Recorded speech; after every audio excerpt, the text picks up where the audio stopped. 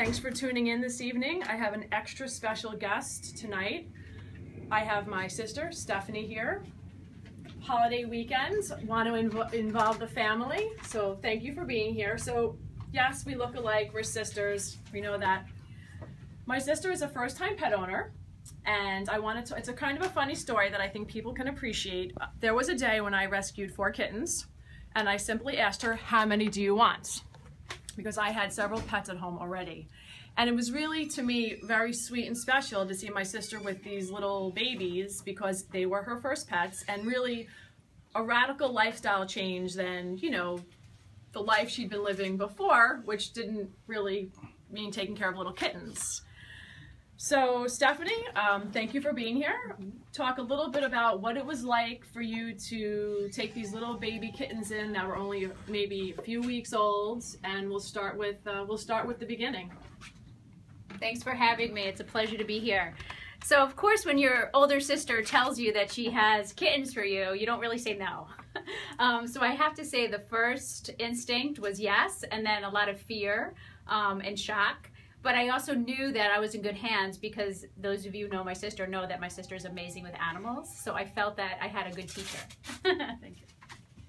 So this is great for first-time pet owners or even people that would never have considered to have pets, which is largely why I'm doing this segment, because I know my sister, having been in corporate America and having a certain lifestyle, never would have fathomed this. But I know it was a huge change for her to have to take care of these little kittens. But also, one thing that I started from day one was the homemade diet. And I'm always discussing that as much as possible, but largely we discuss for dogs.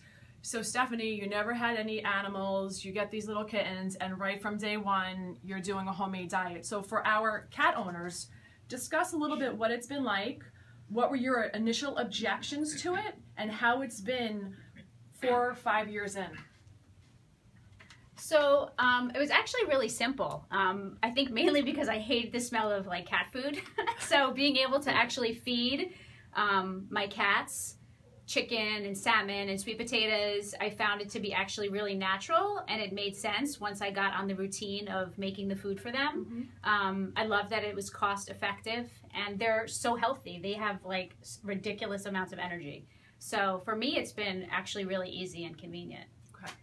So I know also, and this is not a funny moment with the cats, but it probably is good to share with our listeners and viewers what you may do if this happens, because I'm quite sure the incident with those kittens one night has happened with other owners.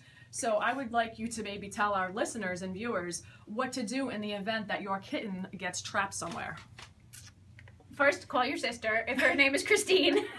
So at 10 o'clock on a Sunday night, one of the little kittens went missing. We had gotten the kittens on a Friday, and it sounded like they were in the floor.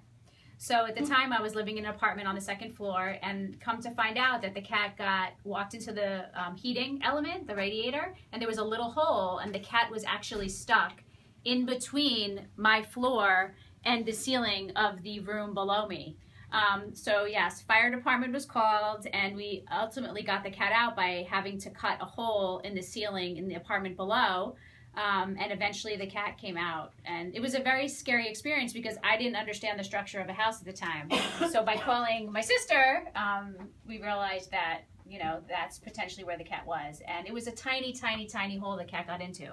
So it was a very overwhelming experience being a new pet owner, but it's okay now. So the reason why I share that story is because I know that this has probably happened to other pet owners, and especially with little kittens, you want to be careful of holes behind radiators.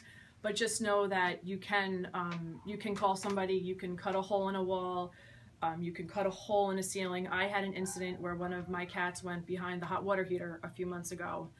And thankfully I was able to remove the cat and lift him up out of there. But these events happen, but you want to stay calm, you don't want to panic, and you certainly want to, you know, rescue your animal. But I know it happens, you know, more so than we know, unfortunately.